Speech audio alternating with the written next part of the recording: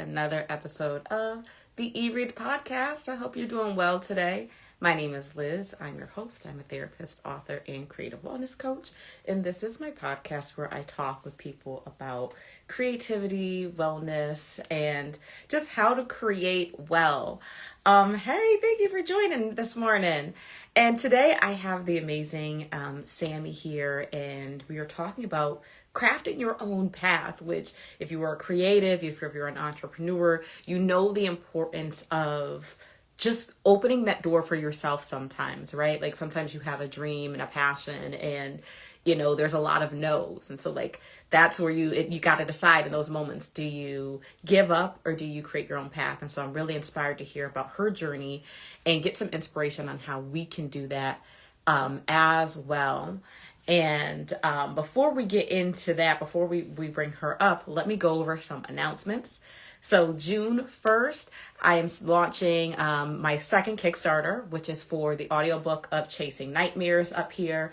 This will be a human narrated project by the amazing Star Williams. I will also have other things available on that Kickstarter. So if you are an immersive reader, you'll be able to order the ebook, paperback, and audiobook combo. If you are just into audiobooks, you can do that. If you enjoy the paperback, that is also there as well.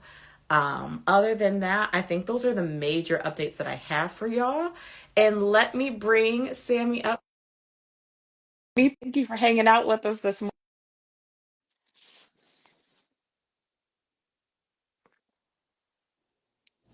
Hi, Hi, how are you, Liz? I'm good. How are you? I'm doing fantastic. Thank Okay. you. No, thank you for joining the show. Please introduce yourself to folks so they know who you are.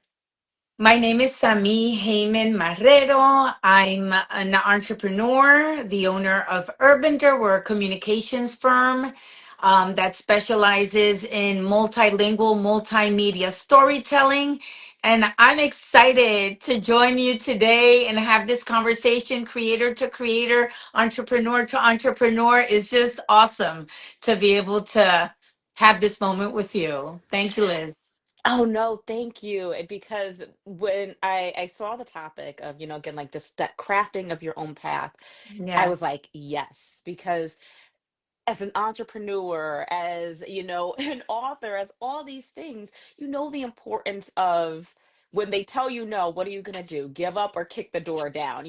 Yes, exactly. You bulldoze your way through, right? Or you find a window and a ladder and then you just climb up. I mean, there's always a way, right? Yeah, but the moral of the story, it seems like, is don't take no for an answer. No is just redirection instead Mm. of rejection. And my girlfriend Shalonda taught me that many moons ago, and it's true. And so then, okay, so it's no with you because there's someone Oh. out there that is going to say yes to your crazy ideas and to whatever you envision to do and will stand in solidarity with you, and not only that, just support you. And so sometimes we have to come out of our environments to find those people. Oh, so good already. Absolutely. Because sometimes after hearing no so many times, you could start to think, well, maybe I should give up. Maybe it's not right. Maybe it's all of these things when you just haven't found the right person yet. And so, whether you're querying for an agent, you're launching that business plan, like, heed those words, like, keep going, find your community. Absolutely. And I come from a publishing, magazine publishing background and working in advertising, marketing, and sales. That was my other life in corporate. And I learned that it's basically just a numbers game. Mm. You have to cast a wide net, Mm-hmm. and the statistics, right, in sales. And I don't want to make it this, we're talking about creativity, but you need to know the business aspect of it too, right? Out of Yes. every 100 people or opportunities you reach out to, you might get the interest of three. And out of Wow. those three, then one becomes a viable opportunity. And that's okay, but you need to cast a very wide net to land on your people, on your tribe, and on those opportunities that are going to yield fruit. Yeah, like as you're talking, it makes me think about like sometimes when I'm scrolling, I'll see authors and creatives be like, "Oh man, like I made a video and no one bought my book," and think like you have to keep doing that a lot of times. You know what I mean? Like that's just the name of the game. Like you just have to keep doing it so that you reach as many people until you get those yeses. Totally. And I don't know if this has happened to you, but I try to just ground everything I do in the joy of the process. Oh, tell us And about that. just feel happy that I feel that I'm advancing, whether no one's there to see it. I see it and I feel it. And so, as long as you stay grounded in that vision, in that goal, and every week I always, say, just deal with what's right in front of you and prioritize those things that you can get done and makes you feel like you're advancing to the next step. And you know how it is. I mean, how did you feel? Tell me about how it felt for you when you went into authorship, because it's a new thing for me. You've been at this for a minute, but for Oh, me it's a okay. brand new thing, how. Mhm. Okay, I'm good. Okay, because I also want to hear about this journey for you. But I love what you were saying about you finding your progress because you have to. Like when you're writing your story, when you're again launching Mhm. your business, whatever it is, like the end result is so far off, right? Before you hold this pretty book in your hand, like you're looking at these words. I was like having this week, right? I'm writing book 3 in my mystery series, and I'm like, I know this isn't good yet. And it's making me frustrated, but this is the first draft. This is what it's going to be before it gets there. But it can feel frustrating when you're staring at something that you know isn't the final result, and it takes a long time. And so what you're saying in regards to finding the progress, finding the joy in the process helps you to sustain. Because if it's only about the end result, you're going to get fatigued because there's so much in between that success. And kind of side note, I've been listening to a lot of celebrity interviews and Mhm. hearing the length of time that they persevered before people knew who they were. And it's so encouraging because, again, we're here seeing the end result, seeing the amazement and all of these things, but there were times they didn't know that they were going to get there. And I think, to again your point, you have to know that you're going to get to your dream. You're going to get to the satisfaction and find the moments, the current moments where you're living that truth. I think that's the only way you sustain. Absolutely. And I think also it requires kind of like a mind shift in the sense where you need Yes. to redefine what success is for you. Because Hmm. if we look at the term success or the concept of success, it's a social construct, right? It's Hmm. largely defined by the Joneses, right? Hmm. Like Hmm. you're looking, and you really need to just focus on your reality, on your goals, on your perspective, on what you value also, because oftentimes, it might not be money. It might be the impact, right? That you want to Yes. have, or just to let it out. That was my experience, Mm. with authorship. I was just frustrated with what's going on in this country, very candidly, and also with leadership books that didn't really tell the stories of women Mm. like us, right? Women of Yeah. color in the corporate sector who then shift to entrepreneurship because the system spits you out because we're too much. Yes. Yes. We're too Okay. much. Yes. So, okay, tell us Yes. about So, your journey to authorship, right? And how like you have used this. So, like, tell us more. I want all the details. well, that's what happened. Yeah. Everybody has a different way or different path. My path was coming from Puerto Rico, coming to the US, working in New York and publishing in the magazine industry. It was a very dog eat dog kind of industry, very white male dominated. Mm-hmm. And so I always say I learned how to speak white male and was Mm-hmm. very successful right in my career. But then in the 2008 recession, I lost my job and the rug Really? was pulled from under my feet and I had to start from nada, zero. Okay. And so I did have transferable skills that I then started my business in marketing and advertising and communications, and slowly but surely kept on growing in terms of my influence, in terms of developing my independent voice, not the Yeah. voice of a corporation, right? But Yes. just speaking from the heart and from my lived experiences and expertise. And then, just had to pivot many times throughout the 18 years I've been in business. I can't even Let believe me I'm tell saying you, that. I thought you only pivot in business in the beginning. And the more I listen to entrepreneurs, you're constantly, how do I grow? Always, always. You have to be a step ahead. And so back in 2024, I was having breakfast with my girlfriend, Servola Frazier, and I have to thank her for finally pushing me over the edge and giving me that big nudge. And she told me, like, literally, when are you going to write this book that you've been talking about since Mm. I've met you? And I was like, I don't even like I don't know. And she's like, just start. It's this and she was right. She told me you probably have a body of work already. And when I compiled all the articles, opinion, op-eds that I had Mm-hmm. written, blogs, I had about 70 pages. I just had to organize it. And that was the start. And sometimes we don't realize that we've already put in the work. Ooh, That all talk we have about to do that. is Yeah. sit with it, process it, digest it, and produce that minimal viable asset or product that will then give us that boost that we need to just keep on going. And so I've been, just carving. The book is called Becoming La Jefa. Uh, uh, uh, the angst and joys of a Latina carving her path in America, and Mm. it's pretty much about all the trials, tribulations, and also the good stuff that's happened in my life. And it's a very raw and real business memoir. I had to change the name of half the people in the book because I don't want to get my ass sued. How was that process of like writing and thinking about that? Like, was it stressful? Was the creativity easy? What was that like for you? It was therapy, Liz.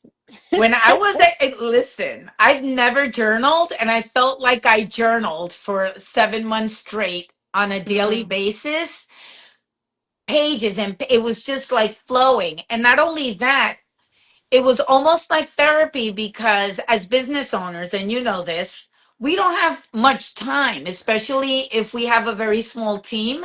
And so I would go on long walks and talk into this Yeah, app. yeah. Yes. And then take that transcription of everything that I spoke. So a lot of people tell me, wow, I'm reading your book and I hear your voice in my head. And I'm like, yeah, because I basically talked most of it into an app. And so then I fixed it, right? Once Yeah, I yeah, was able yeah. to download it and all of that. And so Mm-hmm. that's why I say it was therapy, because I was able to process all of these emotions and just speak candidly about the realities of working in a corporate environment that's not designed for all of this that we are, right? Like, Yeah, yeah. yeah, absolutely. And as you're talking about like dictating your story, I have a friend like she on her commute from to and from work, she was doing that. Like I Yeah. can't do that with like the fiction stuff, but like when I'm writing like articles and things, I could dictate. But it Mhm. made me think about like you literally were finding your own voice as you were telling your story. I think sometimes when we're writing, we can get so caught up in how to mimic someone else's style, but when you are dictating in that way and you're telling your story, you're literally telling it the way you would tell someone else. And I think that that helps you find your voice, which is something many authors, including myself, sometimes struggle to do, is finding what's your unique perspective. So I think, if you're listening and you're an author and you feel like, it doesn't sound like myself, try speaking it. Try telling someone the scene, telling someone the story to find how you want to articulate that vision. For sure. And I think it's easier when you're doing something that's biographical, something that's Hmm. your own personal story. So I think you should start there, because Yeah. I admire people like you, Liz, that create. stories and worlds from scratch. I mean, I can imagine that's a daunting process. I mean, how do you even begin to do that? Yeah, I think for me, like there's some people that really like they think about it and like they're really analytical. My brain doesn't work like that. I have learned and I'm trying to be accepting.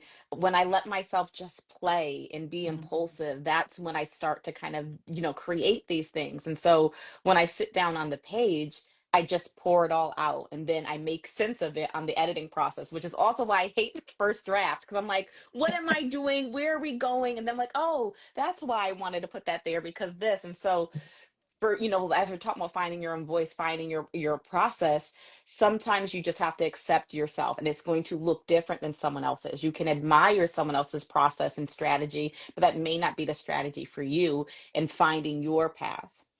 Well, I admire that because Yeah. I wouldn't even know where to begin in creating a new world and characters and all of that. I guess you tap into your lived experiences, but Yeah. for now I'm staying in my lane. I'm just Well, talking listen, if you about ever want to like cross over, listen, I'm only a call away. I appreciate that offer. I really do. Because Yeah. again, this is all new to me. I Mm. started again just writing last year in January. It was a daunting So it's just process. been like a year, just a Oh year. my goodness. Yes. And Congrats. so, and then on top of that, once the manuscript was done and I sent it to the editor, and you know how that is, it's like you're like this. You're like, oh my Yes. goodness, what's gonna happen? What are they gonna say? I was like, okay, now distribution. It was for me a very sobering moment and also a very decisive moment for me because with everything that's going on, I'm like, I don't want to go through the traditional route. First, Okay, so you because knew that from like, okay. yeah, from the get. And it was because of several reasons. Coming from the publishing industry, I knew that the big five publishing Right. companies weren't even going to give this Right. a second look.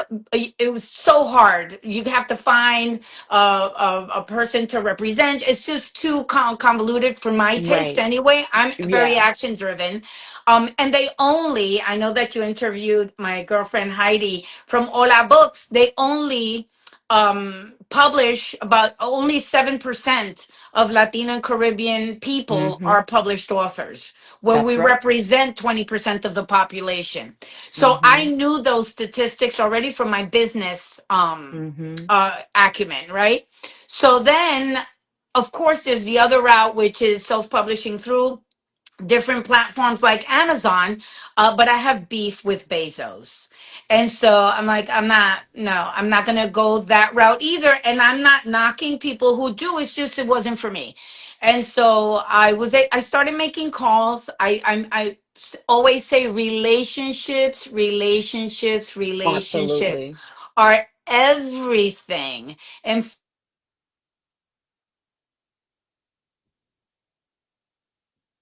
Nope, I think we lost you.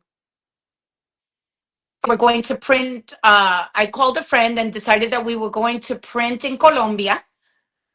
So we keep that. Wow. So we're keeping that dollar in the Latino That's business right. ecosystem.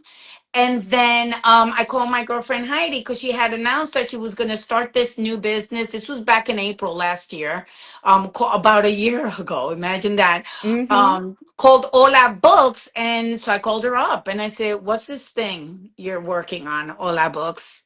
And she says, oh, it's an online sanctuary for Latino and Caribbean authors. And she gave me the stats and all of that. And I'm like, okay, what about a distribution model? And she's like, what are you talking about? And I'm like, yeah, I want you to be the exclusive provider Let's of my go. book.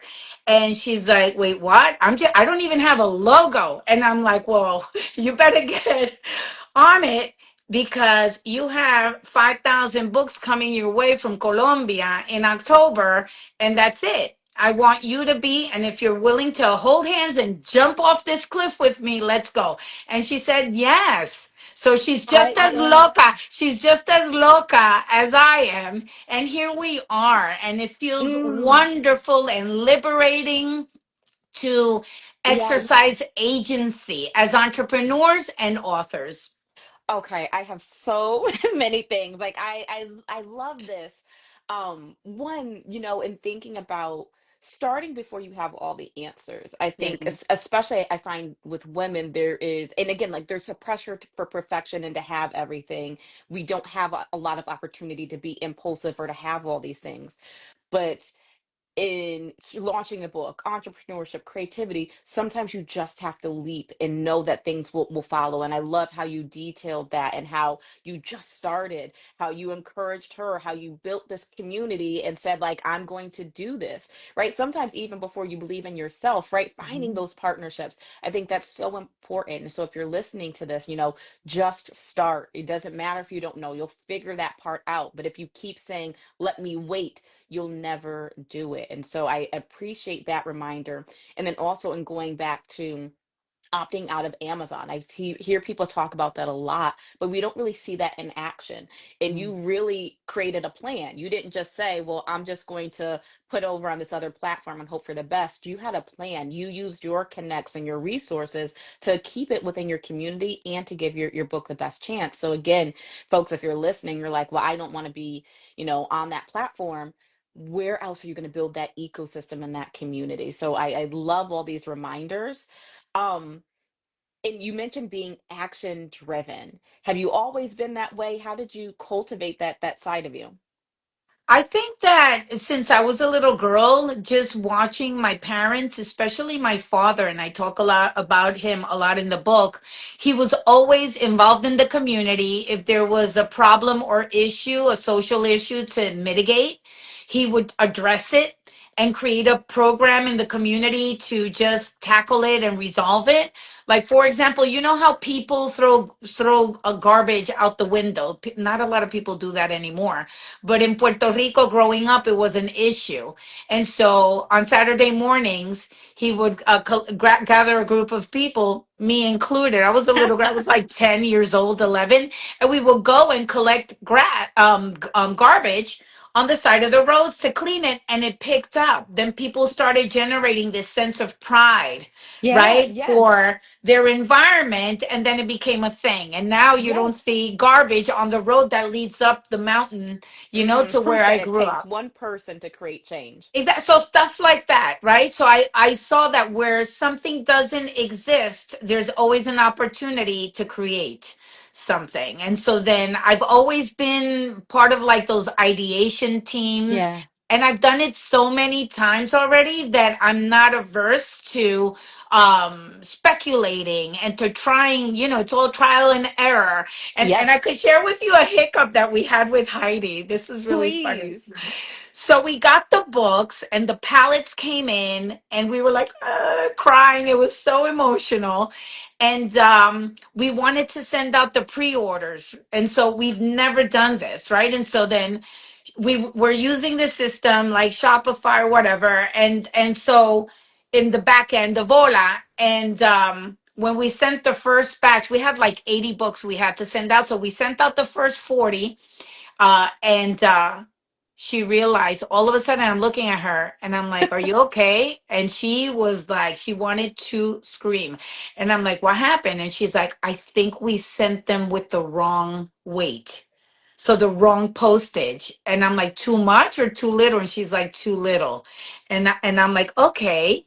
And she was freaking out, but I've been through this rodeo before, right? She's a new entrepreneur. I've been doing this for 18 years. So I'm like, "Okay, wait, hold up." I said, "These things have barcodes. There has to be in the back end, right? Some way that they get their money." But they're not going to make you look bad as an entrepreneur. They're going to make sure that the books get there. So I said, because Hmm. we can't possibly be the first idiots to screw this up, No. right? And so then I'm like, this is what we're going to do. Since a lot of these books are right here in Florida, they should be getting them tomorrow. So right now, we're going to wait for the mailman.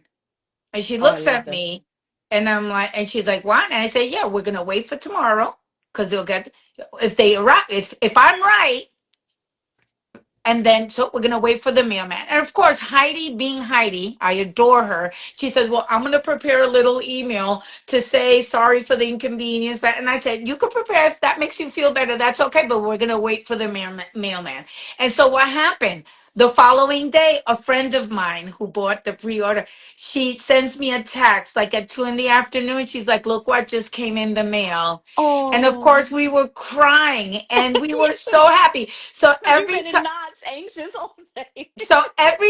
we now bump into a hiccup, we look at each other and we say, let's wait for the mailman. Right? Oh, I love this story so much because oh my God, there's so many problems. I mean, there's again, you've not navigated this before, right? You're existing for the first time. And for me, I'm a big catastrophizer. Everything is going to make the business crumble, the IRS is like everything, right? I'm slowly learning, like, okay, we got an everything's not a 10, and so absolutely. And I think again, like folks start because these early moments, these early hiccups help you to deal with the bigger problems that will eventually come as you are in business. And so like you need those calluses of these moments so everything Totally. is not making you want to give up. And so like I feel so seen. Yes, totally. And can I tell you something? I shared this with a friend of mine, Dr. Charlie, and we were talking to her about this hiccup. And she says, I'm glad this happened. And I said, you're glad this happened? And she's like, yes, because if it was easy, then you're not challenging yourself enough. Let's go. Yeah. What? What? I'm like, okay. And she's like, if it was easy, you're not challenging yourself enough. And then that's when that was like a big aha moment for me, because now I'm almost right as a masochist now looking for what's that challenging thing, right? I'm like, okay, this is too easy, to almost like beat myself up, Yeah. and make Yeah. these goals more audacious than they were Mhm. already, and so then Yes. it's helping me step into being more audacious in the goals that I set.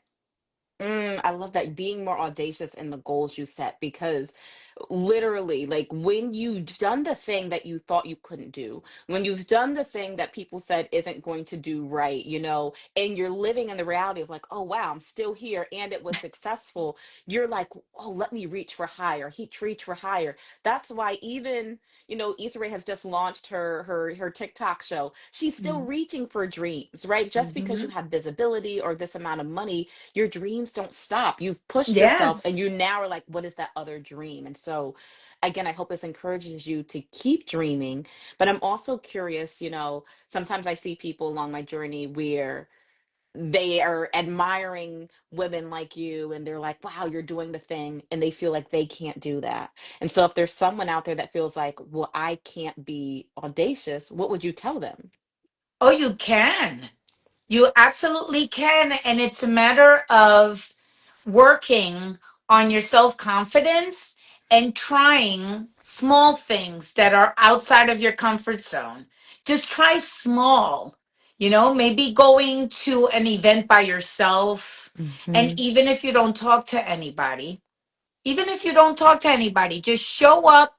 And the moment it feels maybe a little too much because you're an introvert or you don't know anybody there, then just go home. And that's okay, but you did it. Yes, And poco a poco, I little by little. promise you, you will be more comfortable Yes. in your own skin, in your voice, and you'll be able to realize that what makes you you is what always needs to show up Yes. without compromise, because you know what? At the end of the day, you're always going to be judged. People are Literally, always yes. going to push back. There's always going to be gatekeepers. There's always going to be, people that don't get you. And that's okay. Then move on. And let's just be ourselves, because you will find those people that respect you, that admire you, and that want to support you. And so, again, it's those small steps. I got to tell you, I'll give you an example. Yes. In 2018, my girlfriend Shalonda, she tells me, I was in business for 10 years, and she tells me, okay, so you've been in business for 10 years, and how much have you invested in promoting yourself and marketing yourself? Mm. And I'm like, not much. And she's like, yeah, but you're a marketing expert. And I'm like, yeah, because I get business through word of mouth and referrals and stuff like that. And she's like, well, no, that ends now with your 10th Oh, anniversary. And I'm like, oh, okay. You need friends like that, right? That they're not going to sugarcoat. They're going to put you in your place out of love. She said this oh, out of love. And so okay. Talk anyway, about, yeah, yeah. talk. Well, no, no, I'll come No, back to that question. Finish your story. no. Because so then I started a podcast with another friend. We did that for 5 years. We won Telly Awards. It was fantastic. The first time I heard myself, I was cringing, and now I don't give a shit. It's like what you see is what you get, and that's Literally. it, and so and I think people appreciate that you come as you are, you're genuine, and it's just who you are. And it might be a lot for some people, but then some other people will appreciate it because then they're like, oh wow, then there's no backlash, right? To just showing up as you are. Actually, I think it's to your advantage that that 1000%. you stand out, right? And step out of your shell. You wanted to say Absolutely. something, yeah. Yeah, yeah. You were talking about having friends that in love push you and hold you accountable. And Yes. for those who may be struggling with that or trying to decide, is someone being mean or is someone being helpful? Like, how do you distinguish between a friend who is in love checking on you versus putting you down? What is that like for you? Well, for me, it's the gut. The gut Mm-hmm. doesn't lie. Number two is the relationships of that you've developed. This is not someone that I just met. Obviously, these are people that have been in my circle for a while. And number three is the clarity in the communication. And just know it takes a lot of emotional intelligence. I spent some money on emotional intelligence training, understanding that the way you perceive information is in large part to how you're feeling. Yes. So sometimes if my gut, to clarify, they say, hey, you said this. What exactly do you mean? Ooh, Especially if you know that the absolutely. person loves you. And so, but then there are other people that will tell you, and oh no, this is not coming from a good place. So that gut, that intuition, listen to it. I think it's very important for us not to ignore it because it's a superpower. And the more you 1000%. exercise discernment, it's like a muscle, self advocacy and Yes. discernment, then it becomes second nature to you, knowing who to allow in your circle, who to call, at a moment's notice, and who's going to really deliver the goods in terms of sound advice. Absolutely, absolutely. Because, have to, especially sometimes in the creative world, right? People are like, oh, well, I don't sugarcoat things. Well, that's more about you. Maybe that person needs you to do that, or maybe like you're pushing your agenda and not that person. And so I love what you said about discernment, understanding that relationship, understanding the context, and getting clarity. I think it's really important because you need those friends. You need those people who are going to be like, hey, girl, you said you wanted to do a workshop. Hey, girl, you said you wanted to write this book. When you going to do it? That is Hmm. very in alignment with something I said versus like, well, you should do your book like this. You should do like that. Great. And I think, especially where people like to freely say their opinion, that Yeah. discernment is very important. Totally. And the thing is, at the end of the day, you choose. I know that I sent a couple of the first chapters to a friend of mine who's my sister friend, like we're like family. And she read them, and I respect her opinion a lot. And she said, I love it. Maybe you should end each chapter after you tell the stories with like takeaways and lesson plans, right? Oh, And that's it. Yeah. yeah, but I was like, I don't know that I want to do that. But she didn't get offended, right? And then we Yeah. talked it out, and then I explained her. And so it was great because we had this back and forth where we were able to Oh, debate it. And I didn't do that because I didn't oh, want to guide the takeaways. I Mm. wanted people to experience the stories and Oh, I take what love that. resonated and not. And so then now I'm creating, right, the curricula and all of that because people are asking for it. But that's different than me imposing. But that's Oh, just me. Not that I felt it was imposing. And so oh, that anyway, makes me excited. No, but that makes me yeah. excited because again, sometimes we get used to being told everything, but Yeah. again, you're fostering this discernment, you're fostering this like checking in with your voice, and then it's like, okay, now that we have this, now let me guide you a little bit more if you need a little bit more. But I love that. I love that growth.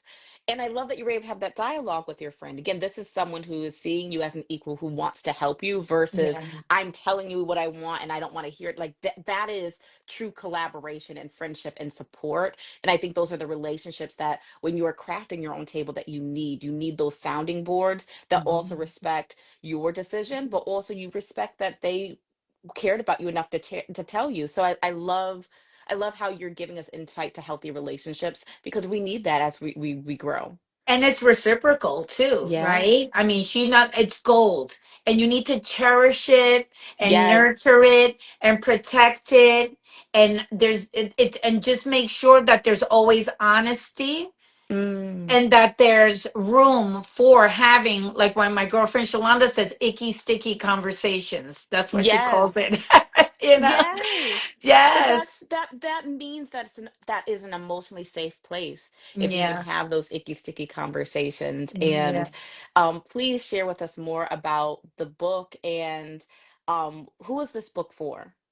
This book is for people that want to either understand the plight of women of color Mm-hmm. in the corporate world, in entrepreneurship and in advocacy. It's a really raw account, very real description of stories that and things that I went through.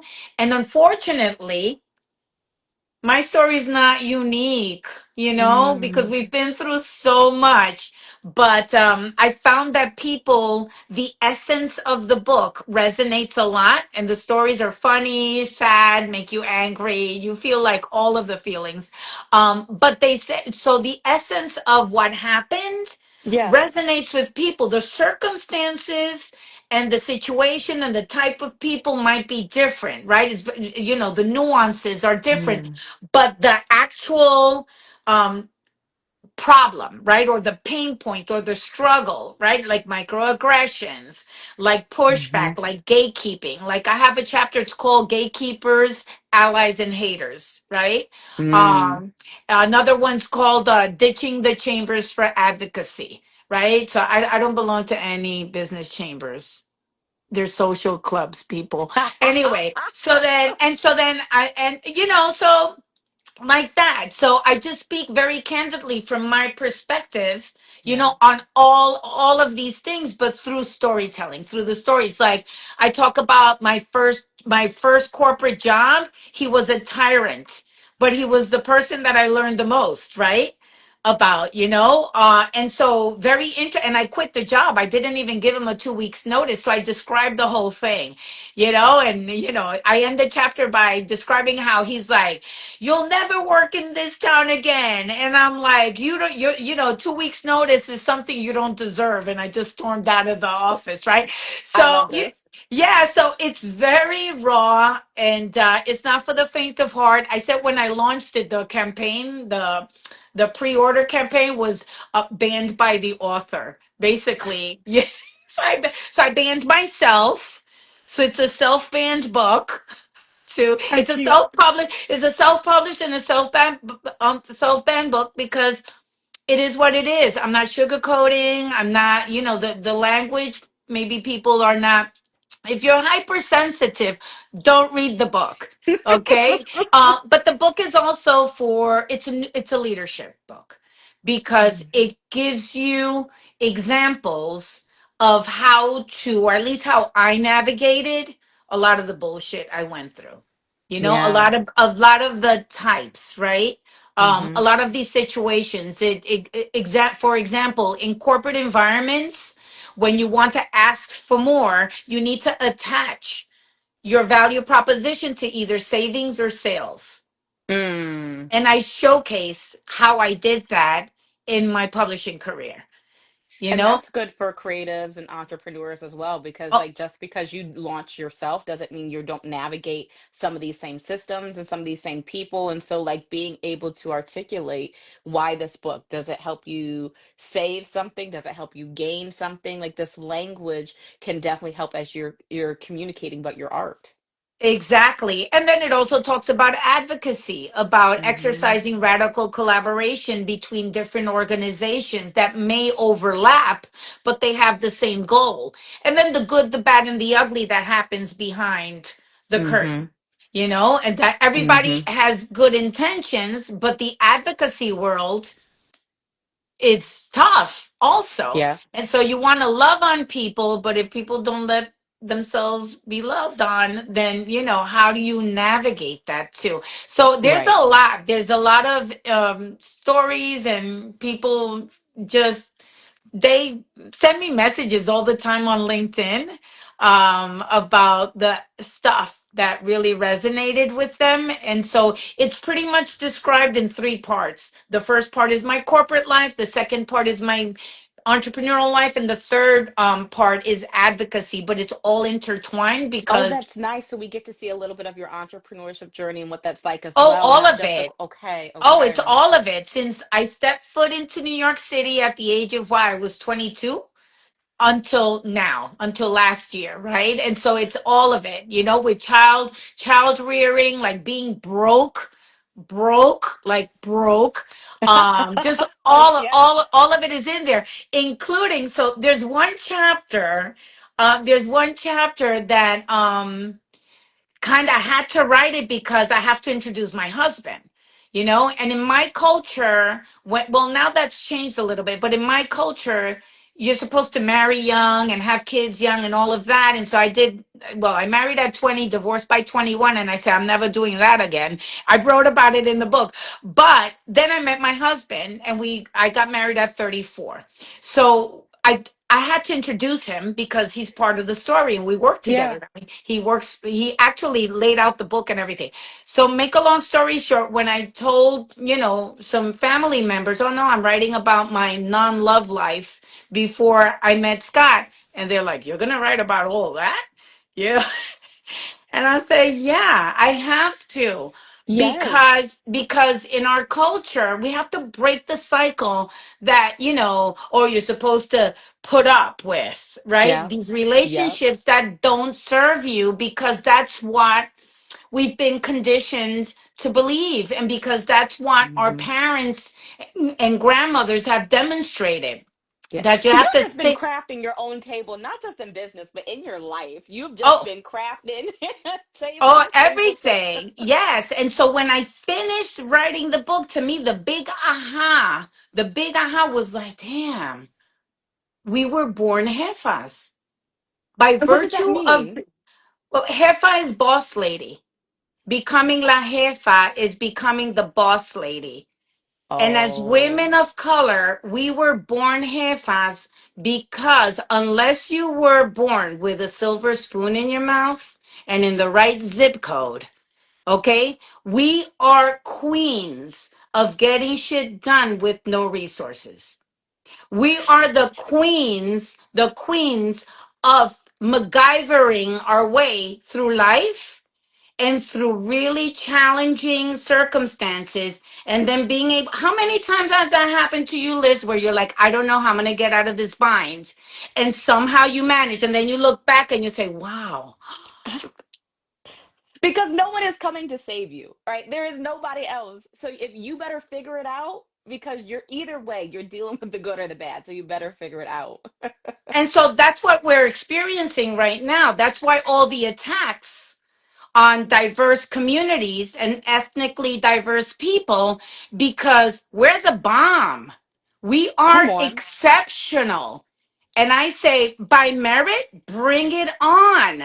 Bring it Hmm. on, because there's so much mediocrity going around. You see all those Listen. trophies in the back? You see all those trophies in the back and my Yes. diplomas? I'm going to tell you Yes. something. That was my daughter's idea. because when they started eliminating DEI Mm, and say it had to be by merit, my daughter's like, you need to start pulling all your stuff out and flaunting. And I find it obnoxious, quite frankly, but she had a point. I'm like, okay, yes, by merit, bring it on. Let's go because we are exceptional. And so I want to tell all the women out there or any person that was not born into privilege. mm-hmm. Okay, you are resourceful. Your ingenuity is off the charts, Mm-hmm. and you are exceptional. Let's And go. so if you just have to start, whatever it is, start with the minimal viable product or the minimal viable effort and then start advancing from there. You got it. You got this. I'm telling you, I've been through this so many times that I really think people just have to try, and You have to. that's what's gonna build your confidence, right? And just You have to. move There's yeah. forward with three things. And this is another thing that came out of the book. This is a Jefa mindset with Okay. clarity, courage, and conviction. Okay, Sammy, how do I get a signed copy of the book? I want the book. How do So you can go to becominglajefa.com. You could go to becominglajefa.com. And from there, it'll redirect you to Ola Books.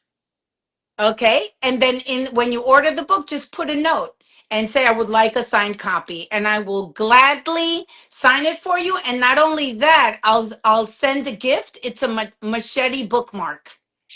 Okay, tell us about the machete because you have your headshot with the machete, and I was like, I need to ask Sammy about this. So tell us the story about the machete. So when I was growing up, you grow up in Puerto Rico and Caribbean islands and any ethnically diverse. You can be from India, the Middle East. You could be from Africa, South America. The machete is a tool, and it's a tool that provides sustenance, that also is part of resistance, and that is done to carve paths, right? So when I used to go to the river, and if the grass was too high, my dad used to take the machete, and I have a machete in my garage. Yeah, I don't own a gun, but I own a machete. So That's all you we would need. take. I've And seen so one, and that's all you need. yes, exactly. And so the machete is a symbol, right, of our Mm. strength, of our fortitude of character, of our honoring our ancestors, and about the carves that we're the paths that we're carving every single day, so the next generation doesn't have to go through as much so as many challenges or hardship as we have. And that's what it represents. On the cover of the book, my daughter is an artist, and she drew. It's a charcoal pencil drawing of myself. She's 16 years old. I'm so happy that she's found her passion. And so I asked her, would you design the cover of my book? Or actually, she said, when I said I'm writing this book, she's like, okay, and I'm designing the cover. And my husband's our creative director, so he worked with her to make it happen. And so the book is inspired by my daughter's art. And so you see, this is what we need to do: create our own platforms to then Mm. elevate the next generation. So now my daughter is a book illustrator. Look at that. 1000%, because listen, sometimes you get quoted all these thousands of dollars and you're like, I can't do that. Well, look around in your community. There's someone Yeah. that who has that talent or knows someone. How do you uplift them? Like if you each everyone grab a hand, uplift, then we're all gonna make it. That's what it takes. Yes. Oh my goodness, this has been such an uplifting and inspiring conversation. I'm going to order my book today because I need my bookmark, like author MJ Sony. Thank y'all for hanging out with us. If you have any questions, please let them know. But please tell us if you have anything going on or where folks can connect with you after this inspiring conversation. You can look at me for me on LinkedIn. LinkedIn is my playground as an entrepreneur. So Samí Haiman Marrero on LinkedIn, and there aren't two of me. And also right here on Instagram. I'm still becoming familiar with the platform, and so I appreciate any support here. And thank you for coaching me through this session, Liz. Absolutely. I And learned I something new. Yeah, listen, I'm having I forgot to put this in the announcements. I'm having a marketing workshop, so we could definitely talk about Instagram and all of that as well. that would be fantastic. And anything that I can do to support you, anytime. Okay, mi casa es tu casa, Yes, and yes. and I'm an open book, so I'm happy and more than willing to share anything that I know or that could bring value to what you're doing. And thank you for this conversation. It's gold, and it's Yes. been a gift. What a way to end the week. Thank I'm you. telling you, thank you so very much. I appreciate y'all. Thank you all for hanging out, and we will see you on these creative streets. Thank you and take care. Bye. Bye.